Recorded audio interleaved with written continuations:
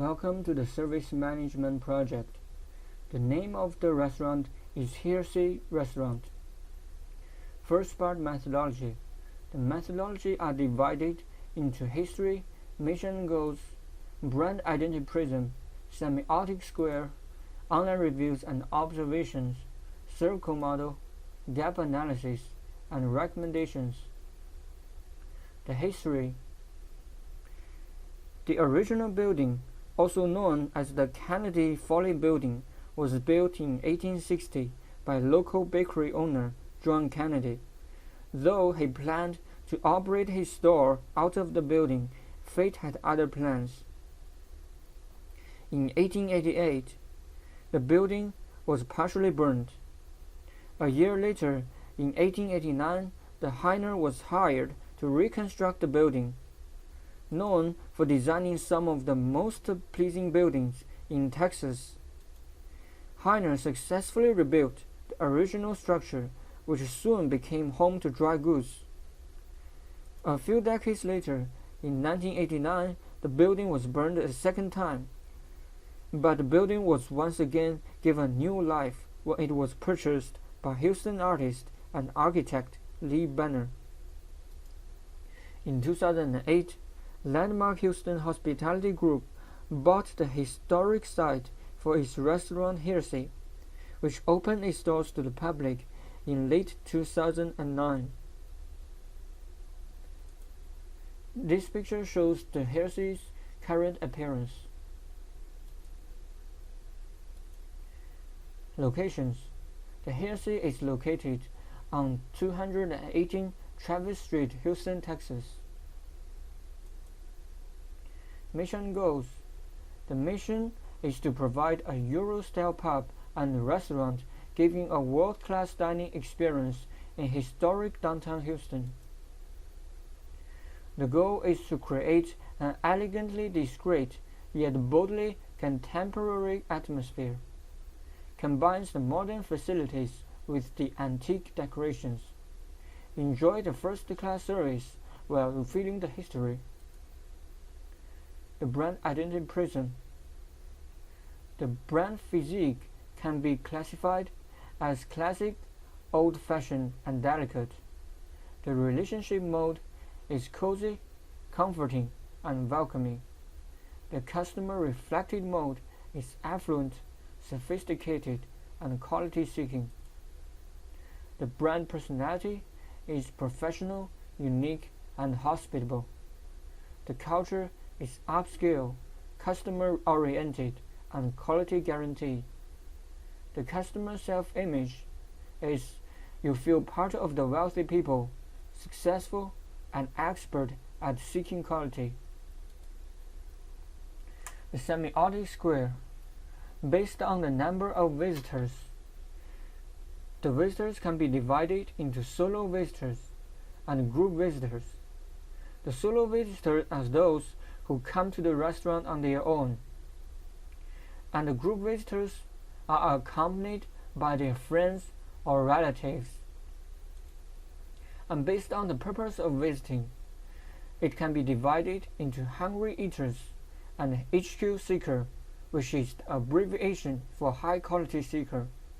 The hungry eaters mainly come to the restaurant for eating the food, but the high quality seeker comes there for seeking the high quality service. The group visitors and the high Q seeker combine together into the sophisticated gourmets. They know more about the food, and they usually come there with the other friends.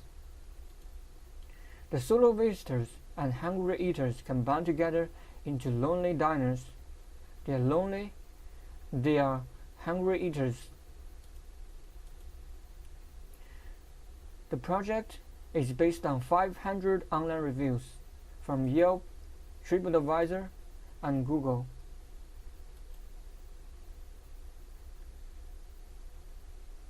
It can be divided into the 1% very poor, 3% poor, and 9% average, with the other part being the above the average.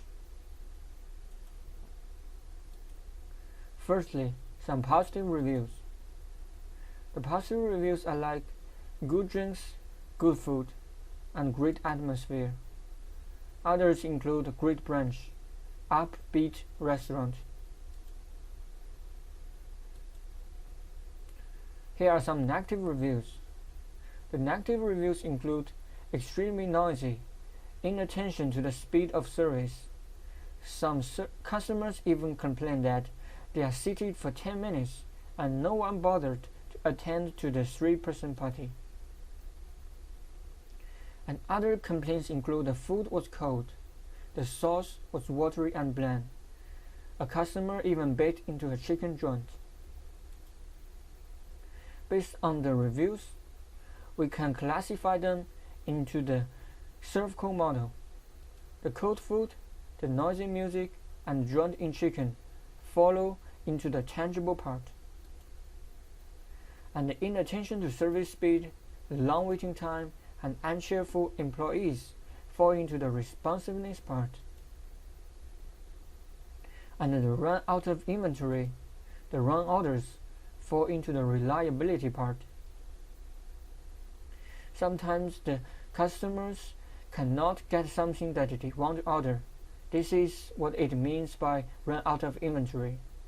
And for the wrong orders, some servers will make some order that is incomplete, or they even forget about the orders. The gap analysis.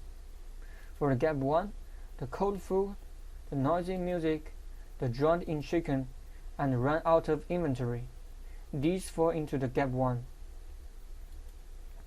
As for the gap 2, the inattention to service speed, the long waiting time, the uncheerful employees, and the wrong orders fall into the gap 2. Here are some recommendations. The recommendation for the cold food is to ask the customer about the preference for food hotness before serving. For the noisy music, the recommendation is to turn down music volume or play some comforting music instead. For the joint in chicken, the solution is to ask the customer about the special needs and remove the joint if needed. As for the run out of inventory, the solution is to increase the inventory of the staff and sales out easily. For the inattention to service speed, the solution is to train the employees to pay attention to service speed. For the long waiting line, the recommendation is to increase the number of staff to decrease the waiting time. For the uncheerful employees, the solution is to train the employees to improve their serving attitude. As for the wrong orders, the recommendation is to try to deliver the right product after the wrong orders to satisfy the customers. Thank you for your time.